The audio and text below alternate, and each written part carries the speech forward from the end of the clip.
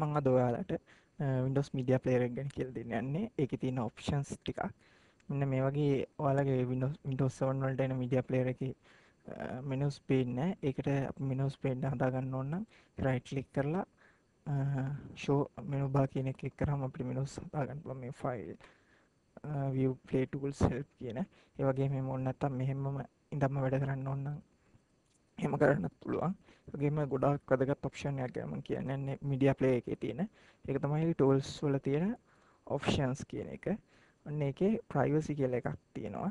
මෙන්න මේකෙන් මේ clear history කියන එකෙන් අපි භාවිතා කරපු audio files video files වල history file එක අපිට delete කරන්න පුළුවන් කාට හරි බලා ගන්න ඕන නැත්නම් දැන් මම මේ එක history file එක මගේ එකේ නම් තියෙන්නේ. දැන් ඔයාලා play කරොත් එහෙම මම හැමදාම මේ history clear කරන නිසා මෙන්න මේ history files ටික මෙතනින් නැති කරන්න ඕන නම් මේ clear history දුන්නාම ඒක අයින් වෙනවා.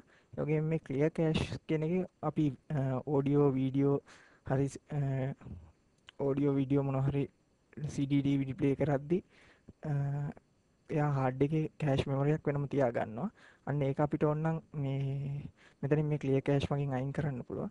ඒ වගේම ඔයාලගේ history එකේ මේ music ඒ කියන්නේ play කරන files තියාගන්න ඕනේ නැත්නම් මේ ටික ටික අයින් කරාම ඔයාලගේ files වල history එක save වෙන්නේ නැහැ. එහෙම apply කරලා ඔයාලගේ history එක නැති කරගන්න පුළුවන්.